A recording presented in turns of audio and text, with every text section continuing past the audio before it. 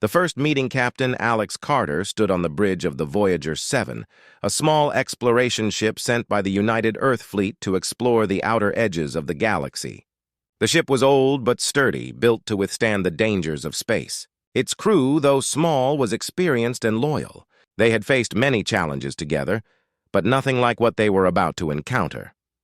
"Captain, we're approaching the planet," said Lieutenant Maria Ortiz, the ship's navigator. She was a young, sharp officer with a calm demeanor, even in the most tense situations. "On screen," Carter ordered. The large monitor at the front of the bridge lit up, showing a view of the planet below. It was a dark, foreboding world, covered in thick clouds that blocked out most of the sunlight. The surface was a mix of dense jungles and jagged mountains, with rivers of lava flowing between them. "That looks like a lovely place for a vacation," joked Dr. Raj Patel, the ship's science officer. He was known for his sense of humor, which often helped to ease the tension during dangerous missions. "Let's hope we don't have to stay long," Carter replied with a half-smile. "Lieutenant, take us into orbit and begin scans. I want to know what we're dealing with down there." The ship moved closer to the planet, and the crew started their work. They scanned the surface, searching for anything unusual. After a few minutes, the sensors beeped, and the screen zoomed in on a spot in the jungle. "Captain, we're picking up something," said Ortiz. "It's big, whatever it is. And it's moving. How big?" Carter asked, leaning forward in his chair. "At least 10 meters tall, maybe more," Ortiz replied, her eyes widening as she read the data. "And it's fast? Much faster than anything we've seen before." Carter's heart skipped a beat.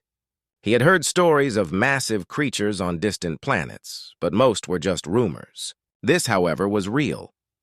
"Can we get a visual?" he asked. "I'm trying, but the jungle is too thick," said Patel, who was working at his station, adjusting the sensors. "I'm picking up some strange energy readings, too. It's like nothing I've ever seen." Carter felt a chill run down his spine. "Prepare a landing party," he ordered. "We're going down there to take a closer look." "Are you sure that's a good idea, Captain?" asked First Officer Sarah Mitchell, who had been quietly watching the screen. She was a cautious and thoughtful leader, often balancing Carter's boldness with her careful planning. "I don't know what we've found, but we need to investigate," Carter replied firmly. "If this thing is as dangerous as it seems, we need to know more about it. We can't just leave it here for someone else to stumble upon." Mitchell nodded, though she didn't look entirely convinced. "I'll get the team ready." Within minutes, a small group of 5, including Carter, Mitchell, Ortiz, Patel, and a security officer named Lieutenant James Harris, were suited up and ready to go. They boarded a shuttle and descended towards the planet, the atmosphere shaking the small craft as they entered. "Everyone keep your eyes open," Carter said as they flew over the dense jungle. The shuttle's sensors beeped constantly, tracking the movement of the creature below them. "There!" Ortiz shouted, pointing out the window. For a brief moment, they caught a glimpse of something massive moving through the trees. It was too fast and too hidden by the jungle to see clearly, but its size was undeniable. "Did you see that?" Patel whispered, his usual humor replaced by awe. "It's enormous." Carter's heart pounded in his chest. "Set us down nearby. We'll continue on foot." The shuttle landed in a small clearing surrounded by towering trees and thick vines. The air was hot and humid, and the ground was covered in a thick layer of leaves and moss. The crew stepped out, weapons ready, but Carter held up a hand. "Let's try not to provoke it," he said. "We're here to observe, not to fight." They moved carefully through the jungle, the sounds of strange animals echoing around them. The dense vegetation made it hard to see far, and every shadow seemed to hide something dangerous. Carter's senses were on high alert, every rustle of leaves making him jump. After about an hour, they reached a large, open area. The ground was scorched, and the trees around it were broken and charred, as if something huge had crashed through. In the center of the clearing, they saw it. The creature stood over 10 meters tall, covered in thick armored scales that shimmered in the dim light. Its eyes glowed a deep red, and its claws were as long as a man's arm, razor-sharp and ready to strike. It moved with a terrifying grace, its massive body making almost no sound as it turned its head to look directly at them. For a moment, no one moved. The crew was frozen in place, staring up at the creature in shock and fear. Even Carter, who had faced many dangers in his career, felt a wave of terror wash over him.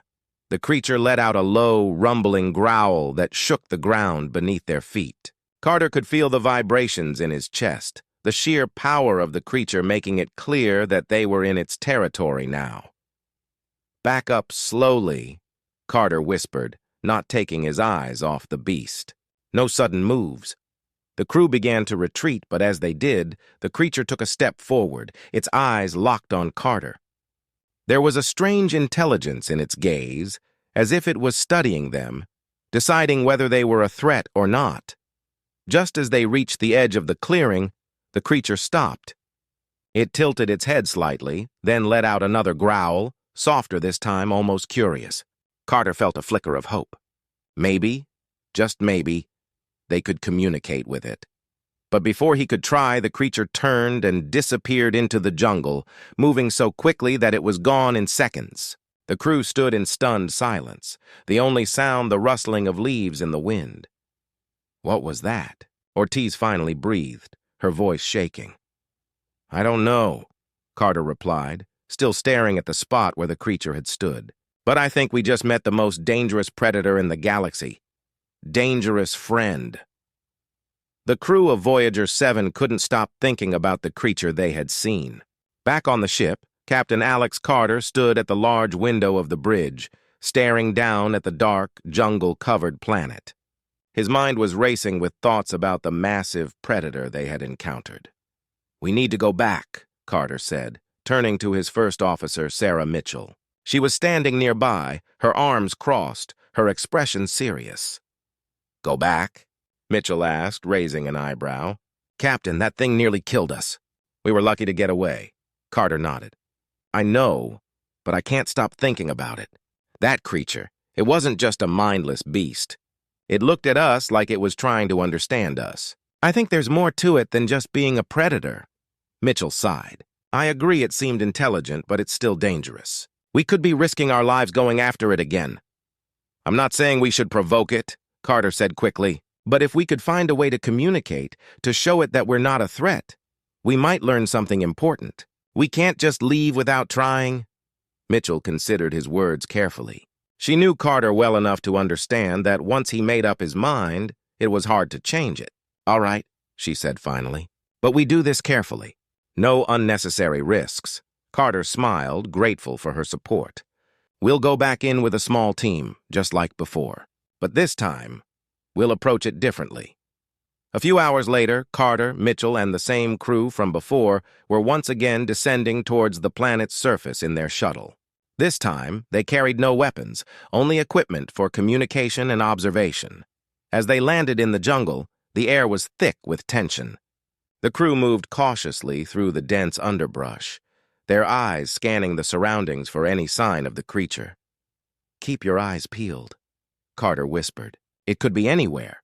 They moved deeper into the jungle, the sounds of alien wildlife surrounding them. The further they went, the more Carter's heart pounded. He knew they were getting close. Suddenly, they heard a low growl from ahead. The crew froze, their eyes wide with fear. The growl was followed by the sound of heavy footsteps, coming closer. "It's here," Ortiz whispered, her voice trembling. The creature emerged from the shadows, towering over the crew just as it had before. Its red eyes glowed in the dim light, and its massive claws dug into the ground as it stepped forward. But this time it didn't attack. It stood still, watching them closely. Carter slowly stepped forward, raising his hands to show he meant no harm. "We're not here to fight," he said softly. "We want to understand you." The creature tilted its head, its eyes narrowing as if it was trying to figure out what Carter was doing. It didn't move, but the tension in the air was almost unbearable. "Captain, be careful," Mitchell warned, her voice tight with worry. Carter nodded but didn't take his eyes off the creature. "I'm not going to hurt you," he said, speaking slowly and clearly. "We're friends." The creature let out a low growl, softer this time, almost as if it was testing the word. Carter could feel the fear in his crew, but he also felt something else. Hope. He took another step forward, closing the distance between him and the creature. "See?" he said, keeping his voice calm. "We're just like you. We're not your enemies." For a moment, the creature remained still, its eyes locked on Carter. Then, to everyone's surprise, it took a step back. The movement was slow, almost hesitant, as if the creature was unsure of what to do next. Carter's heart raced. He felt they were on the brink of something important. He reached into his pack and pulled out a small device, a scanner that emitted a soft, harmless light. He showed it to the creature, letting it see that it wasn't a weapon. "This is just a tool," he explained. "It helps us understand things better, like you." The creature watched him carefully, its eyes following every movement. Carter slowly extended the scanner toward the creature, stopping just a few feet away. The creature leaned down, sniffing at the device. The crew held their breath, waiting to see what it would do. After a moment, the creature reached out with one massive claw and touched the scanner, its sharp tip delicately pressing the button to activate it. The scanner lit up, emitting a soft hum. The creature didn't react aggressively. Instead, it seemed curious, its eyes focused on the light. Carter smiled, relief washing over him. "That's it," he said quietly. "You understand." The creature looked up at him, and for the first time, Carter saw something in its eyes that wasn't just intelligence. It was a spark of recognition, as if the creature was beginning to see them not as threats, but as something different. "We're making progress," Carter whispered to Mitchell, who was standing nearby, her eyes wide with surprise. Mitchell nodded slowly, her cautious nature still holding her back from fully embracing the moment. "I can't believe it's working," she murmured. The creature moved back slightly, standing tall once again. It let out a soft, rumbling noise that sounded almost like a purr, its red eyes glowing softly in the fading light of the jungle. Carter took a deep breath. "We should go," he said, knowing they had pushed their luck far enough for one day. "We'll come back again, and maybe next time, we'll learn even more." The crew slowly backed away, keeping their eyes on the creature. It didn't follow them, but it didn't leave either. It watched them go, standing in the same spot until they were out of sight. Back on the shuttle, the crew was silent, each of them processing what had just happened. Carter finally broke the silence as they lifted off, heading back to the ship. "I think we've made a friend," he said quietly, a smile tugging at the corners of his mouth.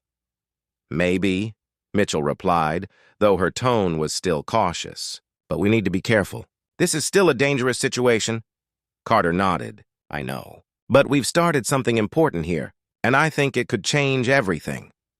As the shuttle ascended into the sky, the creature watched from below, its glowing eyes following them until they disappeared into the clouds.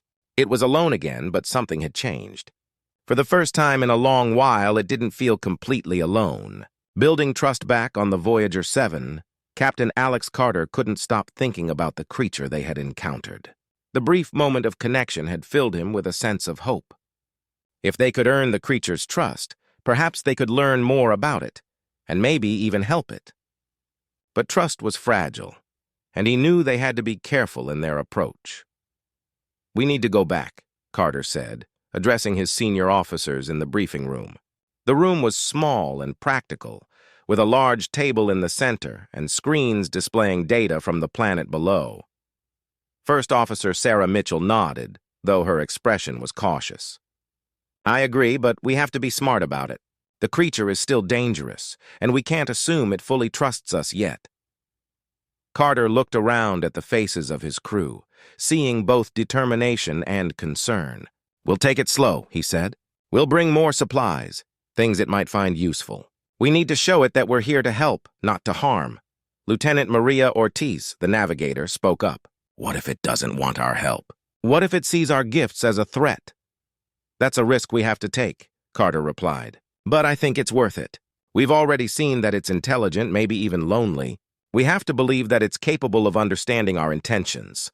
Dr. Raj Patel, the science officer, nodded in agreement. "We can start by observing it from a distance, leaving the supplies where it can find them. We'll see how it reacts before getting too close." With the plan set, the crew prepared for their next encounter. They loaded the shuttle with various supplies, food, tools, and small gadgets they thought the creature might find interesting. Carter chose items carefully, thinking about what might show the creature that they were different from anything it had encountered before. As the shuttle descended through the planet's thick atmosphere once more, the crew felt the familiar tension in the air.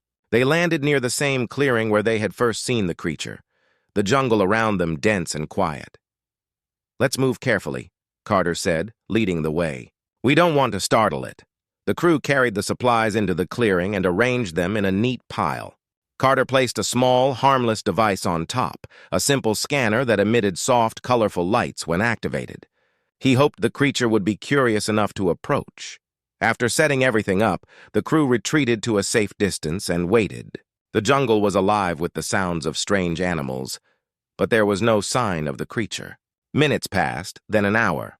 The crew began to wonder if the creature would come at all. Just as they were starting to lose hope, there was a rustling in the trees.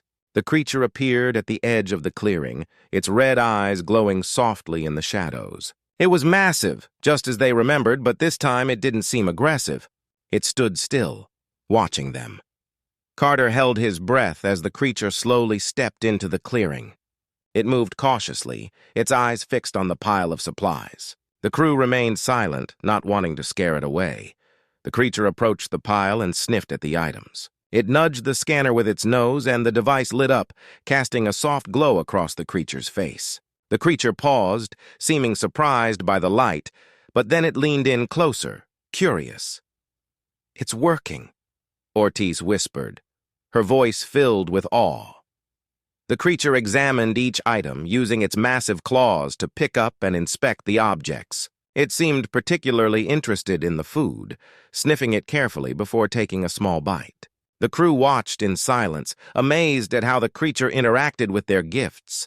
Carter felt a sense of relief. The creature was accepting their offerings, and it didn't seem threatened. He took a step forward, still keeping his movements slow and deliberate.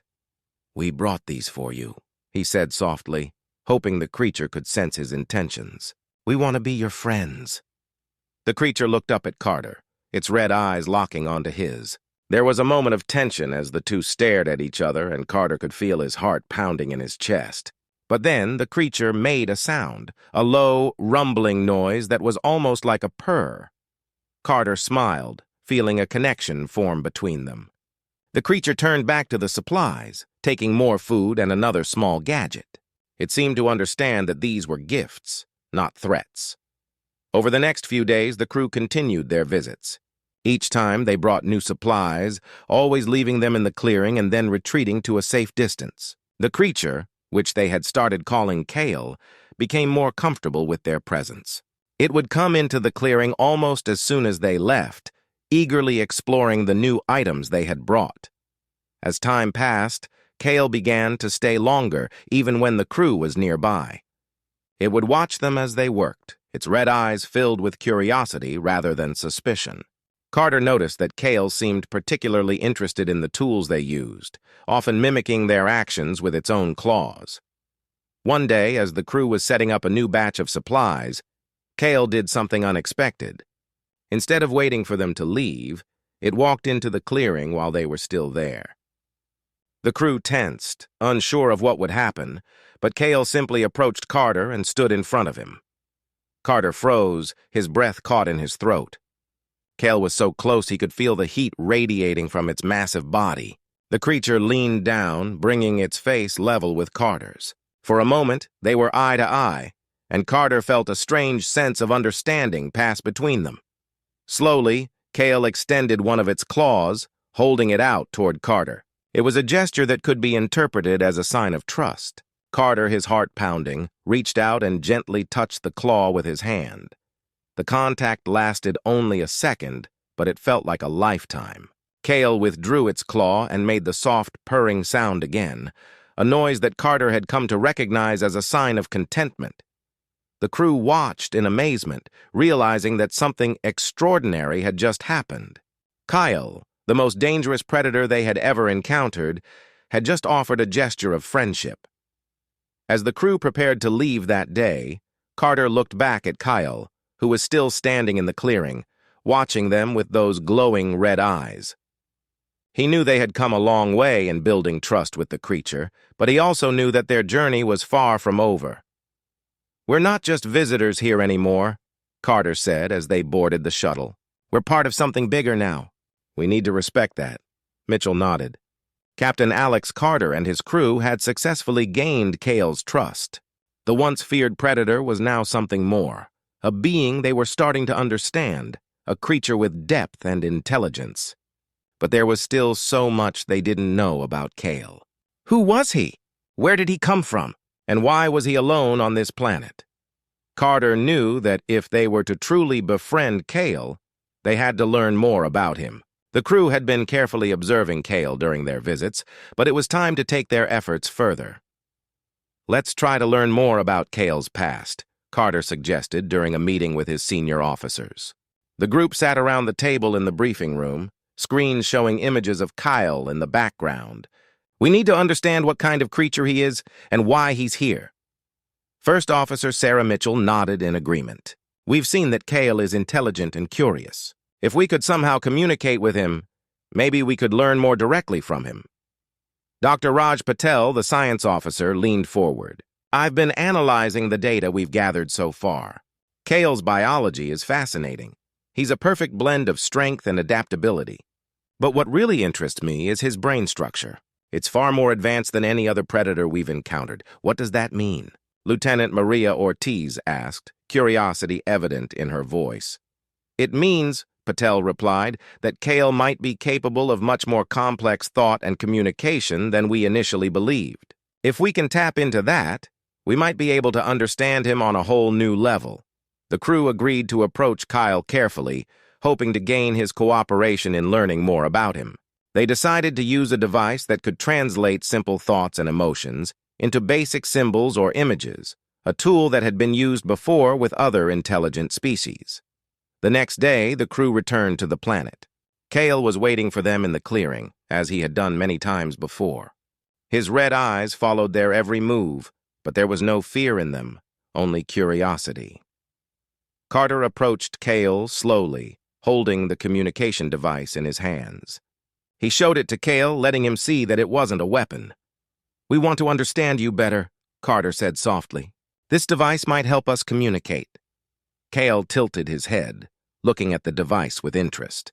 Carter carefully placed it on the ground in front of Cale and activated it. The device lit up, projecting a simple image of the crew standing with Kyle, a sign of their friendship. Kyle stared at the image, his eyes narrowing as if he was trying to understand what it meant. Then he reached out with one massive claw and touched the device. The image changed, showing a symbol that the crew didn't recognize. "What is that?" Ortiz asked, her voice filled with wonder. Patel examined the symbol closely. "It's a symbol, but it doesn't match anything in our database. It might be something unique to Cale's species, something we've never seen before." Cale continued to interact with the device, creating more symbols and images. Some were simple, like pictures of the jungle or the stars, but others were more complex, showing scenes that looked like memories, places and creatures that the crew didn't recognize. Carter watched in amazement. "He's showing us his world," he said, realizing what was happening. "These are his memories." One image caught Carter's attention. It showed a large group of creatures that looked like Cale, but smaller. They were gathered together, their red eyes glowing in the dim light of a cave. There was a sense of unity in the image, a feeling of connection between the creatures. "He wasn't always alone," Mitchell said softly, understanding the significance of the image. Cale had a family, a group of his kind. "But where are they now?" Cale made a soft, rumbling sound, his eyes sad as he looked at the image. Carter felt a pang of sympathy. It was clear that Cale was alone now, separated from his kind for reasons they didn't yet understand. Carter knelt down beside the device, hoping to comfort Cale. "We'll help you, Cale," he said gently. "We'll help you find out what happened to your family." Cale looked at Carter, and for the first time, there was a sense of vulnerability in his gaze. The massive predator, who had once been a figure of fear, now seemed more like a lost soul, searching for answers. The crew spent the next few hours with Kyle, using the device to calm. Cale showed them more images, some of them happy, like scenes of his kind hunting together, while others were dark and filled with danger. There were images of battles, of strange metallic creatures attacking Kale's kind, and of Kale fighting to protect his family. The crew realized that Kale had been through a lot, surviving in a hostile world where he had lost everything. His memories were a mix of joy and pain, of family and loss. It was clear that Kale had once been part of a larger community, a family that he had loved and protected. But something terrible had happened, something that had left him alone on this planet.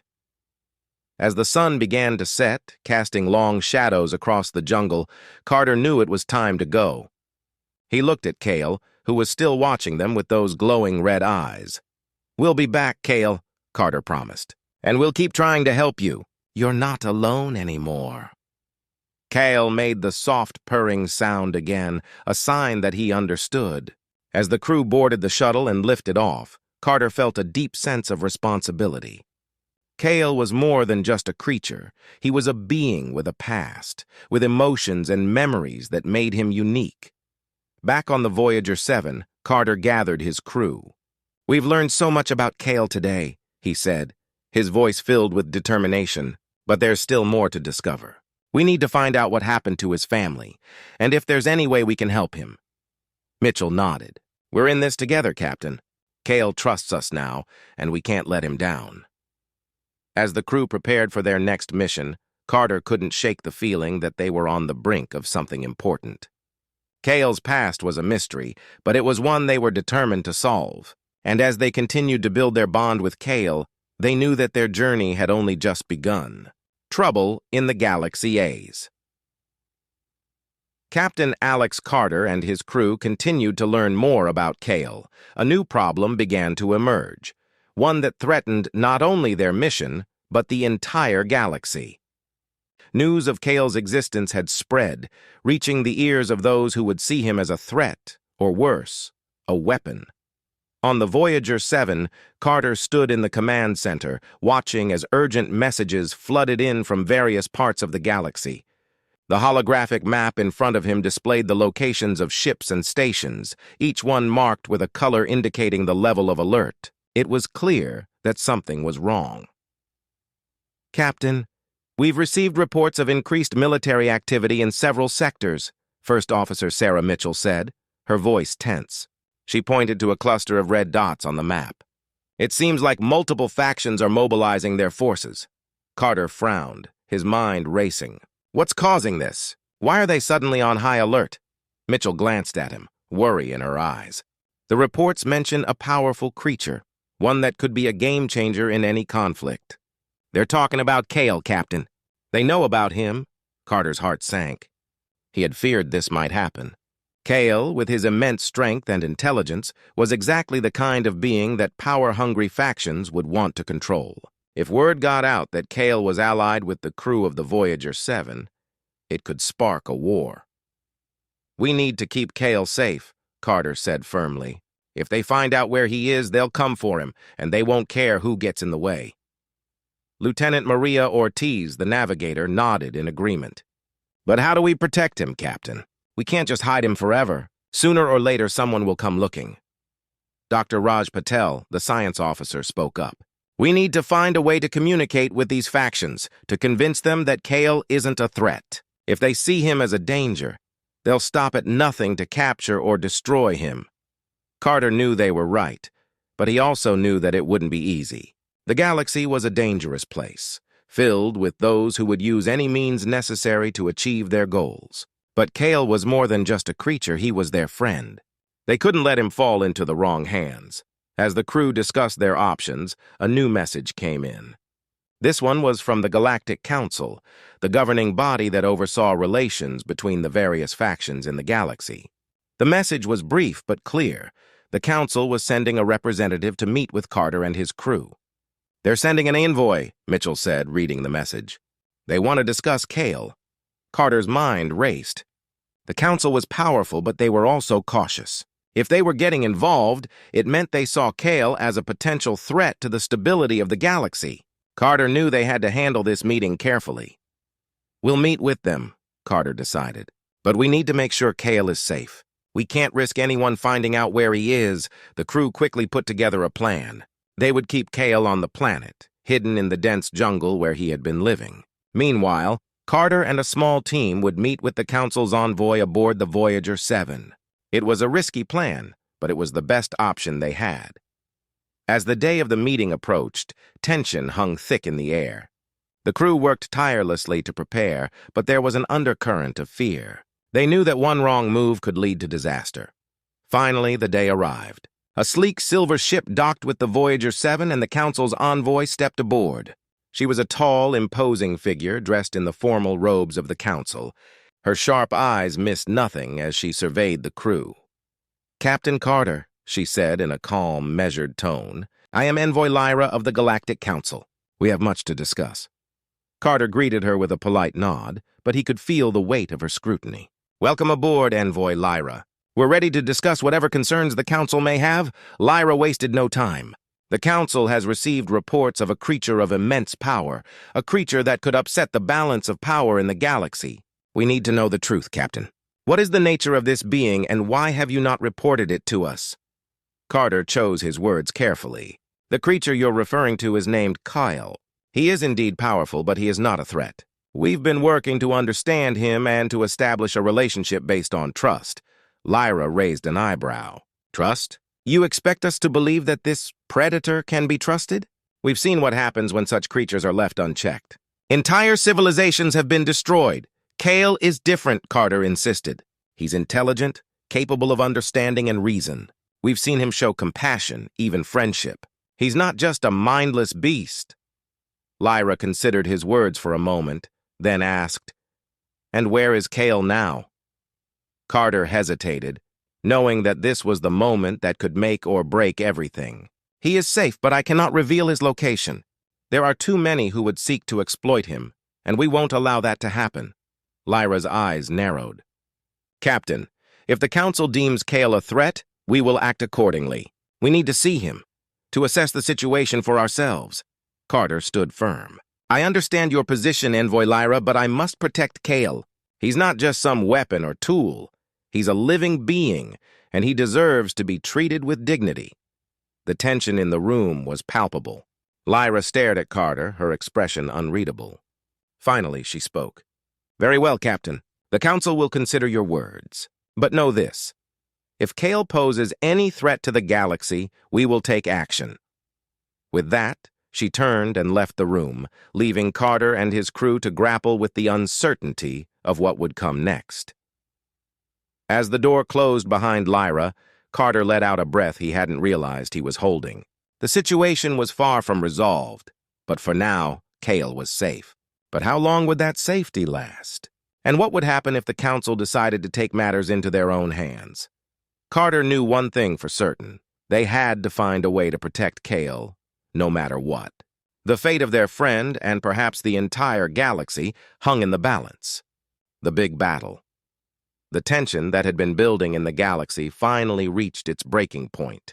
Despite Captain Alex Carter's best efforts to protect Kale, the Galactic Council decided to take matters into their own hands.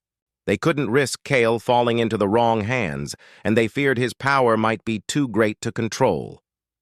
On the Voyager 7, the crew had just received the Council's final message. They were sending a fleet to the planet where Kale was hidden, with orders to capture or, if necessary, eliminate him. Carter knew there was no way to reason with them anymore. The only option left was to defend Kale. Carter gathered his crew in the command center. The atmosphere was heavy with a mix of fear and determination. Everyone knew what was coming. "They're sending a fleet," Carter said, his voice grim. "They'll be here in a matter of hours. We have to prepare for a fight." First Officer Sarah Mitchell, always calm in a crisis, nodded. "We've faced tough situations before, Captain. We can do this, but we'll need a plan." Dr. Raj Patel, the science officer, chimed in. "Our best chance is to use the environment to our advantage. The jungle where Kyle lives is dense and difficult to navigate. If we can draw them into the jungle, we can use guerrilla tactics to fight back." Lieutenant Maria Ortiz, the navigator, added, "We can also set up traps around the perimeter. Anything to slow them down and give us the upper hand." Carter agreed with their suggestions. "All right, let's move quickly. We'll set up defenses around Kale's location and use the jungle to our advantage. We'll fight to protect Kale no matter what." The crew sprang into action. They gathered weapons, set up traps, and prepared for the battle that was coming. Meanwhile, Carter contacted Kale to warn him of the impending danger. Kale met them in the jungle clearing, his red eyes glowing with a mix of anger and determination. He understood what was happening, and he was ready to fight. Despite the odds, he was not afraid. "We'll stand with you, Kale," Carter said, placing a hand on the creature's massive shoulder. "You're not alone in this." Kyle let out a low growl, a sound that seemed to say, "I know." As the hours passed, the sky above began to darken. The crew could hear the distant hum of engines as the Council's fleet approached. Carter's heart pounded in his chest, but he stayed focused. They had a plan, and they were ready to fight. When the first ships appeared in the sky, Carter gave the order. "Everyone take your positions. Remember, we're not just fighting for Kale, we're fighting for what's right." The fleet descended from the sky like a storm, ships circling above the jungle. From the lead ship, a voice boomed over the comms. "This is Envoy Lyra of the Galactic Council. Surrender the creature known as Kale, or we will take him by force." Carter activated his comms, replying firmly, "We will not surrender Kale. He is under our protection." There was a brief pause, and then the first shot was fired. A bright beam of energy shot down from the lead ship, aimed directly at the clearing where Kale and the crew were standing. But Carter was ready. "Now!" he shouted. The traps they had set up around the clearing sprang into action. Explosions rocked the jungle as hidden mines detonated, sending shockwaves through the ground. Trees fell, blocking the path of the Council's troops as they tried to land. Kyle roared, his voice echoing through the jungle. With a powerful leap, he launched himself at one of the incoming ships, his claws tearing into the metal hull. The ship veered off course, crashing into the jungle with a fiery explosion. The crew fought bravely, using the cover of the trees and the traps they had set to take down the enemy troops. Blaster fire lit up the night as the battle raged on. The Council's forces were strong, but they hadn't anticipated the ferocity of Kale and the crew's resistance. Carter and Mitchell led a small team through the jungle, taking out enemy soldiers with precise shots. Ortiz provided cover fire from above, using the ship's weapons to target the enemy ships. Dr. Patel coordinated the defense, monitoring the situation from a hidden command post. Kale was a force of nature, his strength unmatched by any soldier. He moved with incredible speed, his claws and teeth tearing through the enemy lines. But despite his power, the Council's forces kept coming, relentless in their mission to capture or kill him. As the battle dragged on, the crew began to tire. They were outnumbered, and the Council's ships were too many. Carter knew they couldn't hold out much longer, but he refused to give up. "We have to protect Kale," Carter shouted over the noise of the battle. "We can't let them take him." Just when it seemed like all hope was lost, a new sound filled the air. It was the roar of engines. More ships, but these weren't Council ships. They were smaller, faster, and they were heading straight for the Council's fleet. Carter watched in amazement as the new ships opened fire on the Council's forces. "Who are they?" Mitchell asked, her voice filled with disbelief. Carter recognized the markings on the ships. "It's a rebel group," he said, his voice filled with relief. "They've come to help us." The rebels, who had long opposed the Council's authoritarian rule, had heard about Kale and decided to join the fight. With their help, the tide of the battle began to turn. The Council's ships, caught off guard by the unexpected reinforcements, started to retreat. Kale, sensing the shift in momentum, let out a triumphant roar and charged at the remaining troops with renewed energy. The crew, bolstered by the arrival of the rebels, fought with everything they had. Finally, after what felt like an eternity, the last of the Council's ships fled the planet, their forces beaten back. The jungle was quiet once more, the only sound the crackling of fires from the wreckage of the enemy ships. Carter looked around at his crew, battered but alive. They had done it. They had protected Kale and driven off the Council's forces.